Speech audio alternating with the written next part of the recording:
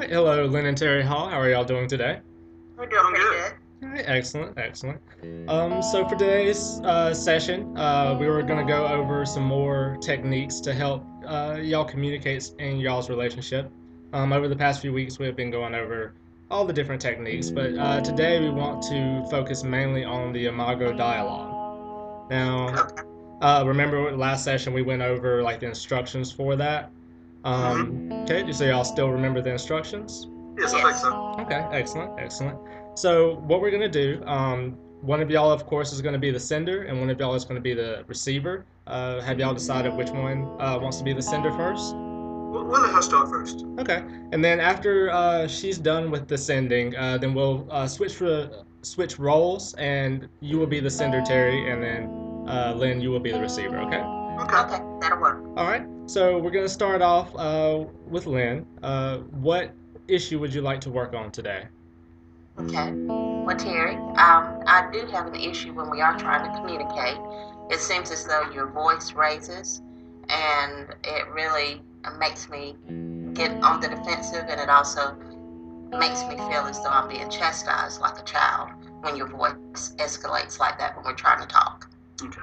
So if I hear you correctly, you're saying you do have an issue, and that issue is that my voice raises, and when that does occur when we're talking, you feel like you've been chastised or treated like a child. Exactly. Okay. I hear what you're saying when you say that. Is there anything else?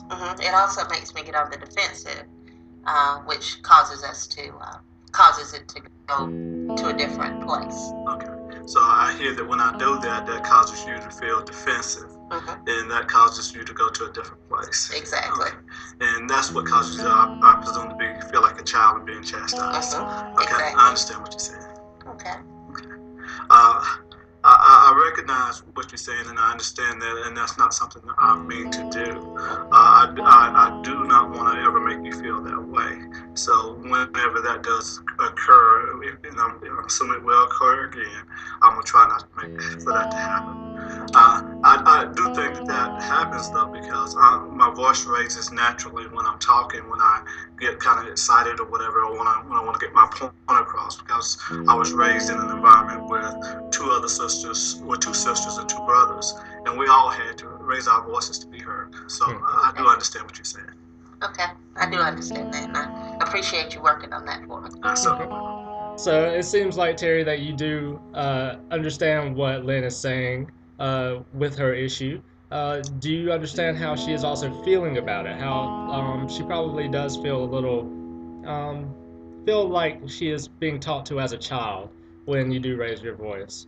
Yes, I understand that, because I do also understand that she was raised in a household just with her brother, who was much older, and she didn't have to have those type combativeness with trying to get your point across between siblings. Right. Just a different upbringing. Okay. So I will work on that. Okay.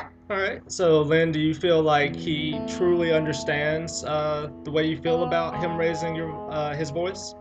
I think so. I think he genuinely wants to work on it, and I know that it's not.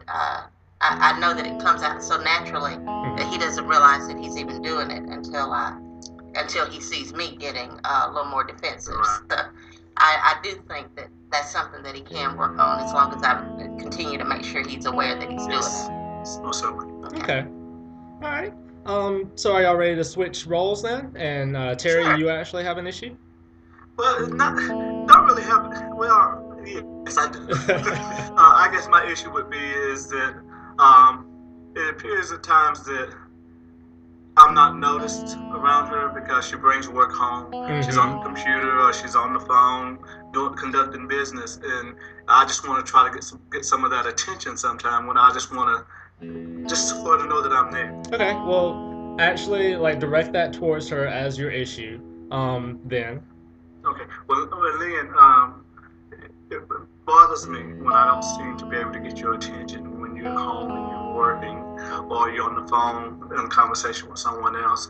It's not that I want you to stop your work or stop your conversation. I just want to be acknowledged. Okay. And it makes me feel bad by feeling like I'm being not acknowledged at all sometimes. Okay. So if I'm hearing you correctly, I understand that it makes you feel as though I'm neglecting you when I do have my work and I'm on the phone, and that is not a feeling that you like.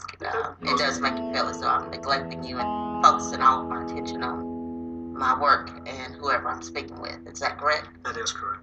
Okay. Is there anything else with that? Nothing else. It's just simply that. Okay.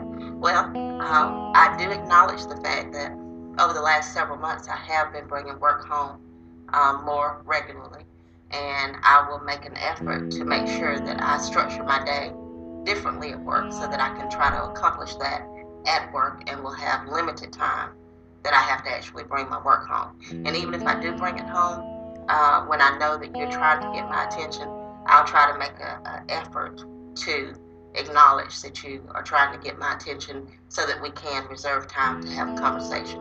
That would be great. Just simply that. That's all I want. Okay. All right. Yes. All right. So it sounds like, Lynn, that you understand Terry's feelings about this, about how he feels a little neglected when you're working at home. So is that right, Terry? That is correct. Okay. Um, so this is how the Imago Dialogue usually goes. This is basically a completed session of the Imago Dialogue. How do y'all feel